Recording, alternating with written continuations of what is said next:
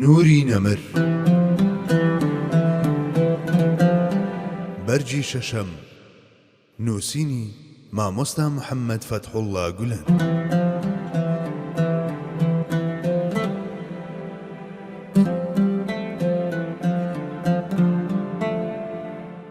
ئەو کۆمەڵەیەی خۆیان دەکەنە خاوەنی دین.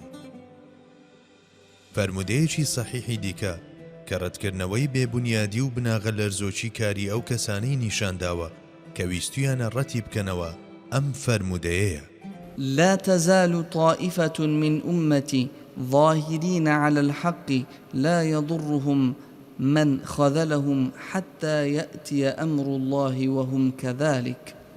هەتا تەمەنی دنیا بەردەوام بێت و تا ئەو کاتەی فەرمانی خوددا قیامەت دێتە پێشەوە، کۆمەڵێک لە ئومەتەکەم بە بەردەوامی لەسەر حەق دەبن و شان دەدەنە بەرحەق. واتە ئاینی ئیسلام هیچ کاتێک بە تەواوی لەسەر زەویدا ناتوانرێت بسڕێتەوە. ئەوانەشی لە دژیان دەوەستنەوە ناتوانن هیچ زیانێکیان پێ بگەێنن. تێگەیشتن لەوەی کە بۆچی دژ بەم فەرمودەیە دەوەستنەوە کارێکی سەختە. خۆ لە مێژووی 14 سەدەیی ئیسلامدا هیچ سەردەمێک نەبووە دینی مبینی ئیسلام لەسەر زەوی و نێو دڵی مرۆڤەکاندا بسڕێتەوە و بێ پشتیوان و یاوەر بمێنێتەوە. باواز لە ڕابردوو بهێنین. داخۆ لەم سەدەی 20دا کە ئاین و ئەوانەی ئاین پەروەرن ڕوبەڕووی بە زەبرترینی هێرشەکان بوونەتەوە، توانراوە ئاین لەنێو ببرێت کەوا حکم بە بنەمالاوازی ئەم فەرمودەیە دەدرێت. وەک چۆن لەو سەردەمانەدا کە ئاین لە وڵاتە کۆمونیستیەکاندا ئەو پەڕی فشاری بۆ دەهێنرا و لە هەندێک وڵاتدا بەتوندی چاودێری دینداران دەکرا و وا گومان دەبرا کە ئاین لە ئاستانەی لە ناوچووندایە. کەسانێکە بوون کە شانیاندا بووە بەر ئەم ڕاستیە.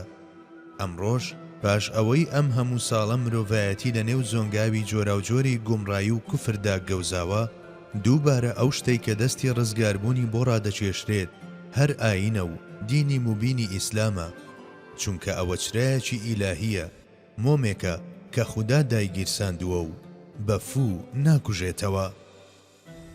سەبارەت بە ئەو کۆمەڵەیەی لە فەرمودەکەدا باسی کراوە لێکدانەوەی جۆراوجۆر کراون. بوخاری لە شوێنێکدا دەڵێت ئەمانە خەڵکی دیمەشقن، چونکە لە سەردەمی پێگەیشتنی ئەودا دیمەشق پێگەی زانست بوو. هەرچەندە خەلافەت لە دیمەشقەوە بۆ بەغدا گوێزرا بوویەوە، بەڵام دیمەشق پاش ئەوەش بۆ ماوەی چەندین سەدا سەنتەربوونی خۆی بەردەوامی پێدا بوو.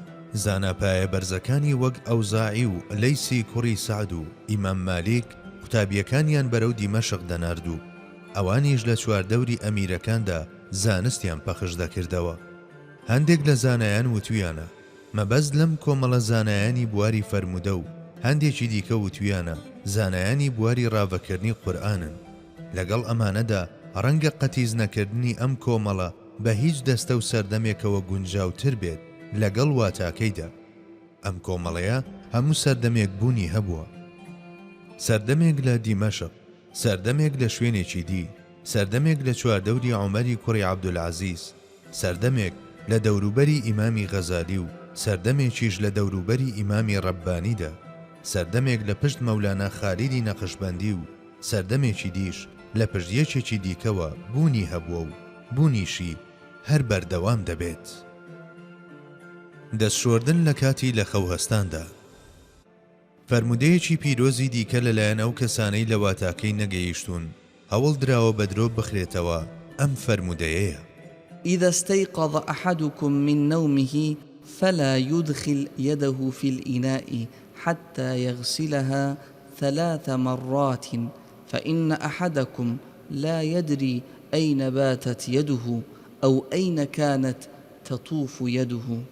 هەرکەس لە ئێوە کە لە خەو هەستا با 3 جار دەستی بشوات و پێش دەستشۆردن دەست لە نێو دەفری خواردن وەرنەدات، چونکە ئەو کەسە نازانێت شەو دەستی بەکوێدا هێناوە.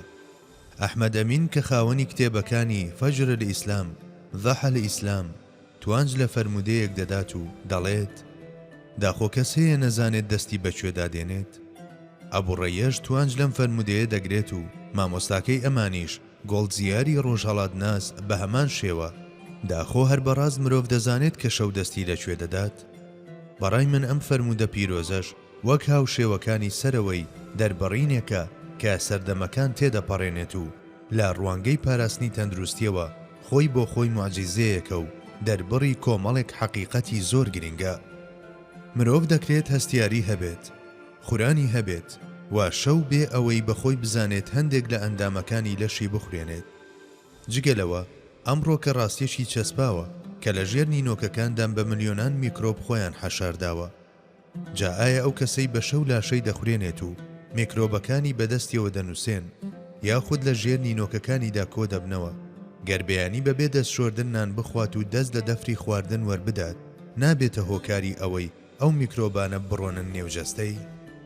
هەر بۆیە بە درۆخستنەوەی هەواڵ یاخود ئاگادارکردنەوەیەکی لەم شێوەیە کە بە درێژایی چەندین سەدە لەلایەن ئومەتی ئیسلامیەوە جێیپەسەندی بووە و پێچەوانەیی لەگەڵ لێکۆڵینەوە زانستیەکاندا نییە، نەکەر پێچەوانەیی نییە، بەڵکو لەلایەن لێکۆڵینەوە زانستیەکانەوە پاڵپشتی لێکراوە، ڕەفتارێکە کە تەنها شەرمەزاری بۆ ئەو ڕۆژهەڵات ناسانە و شوێن کەوتوەکانیان لە جیهانی ئیسلامیدا دەهێنێت کە لەبەر ئەوەی هاوڵێک فەرمودەکەی ڕێوایەت کردووە کە ئەوان خۆشیان لێ نایەت یاخود لەگەڵ ئاستی زانستی ئەو سەردەمەی ئەواندایەکی نەگرتوێتەوە فەرمودەکەیان ڕەت کردوێتەوە.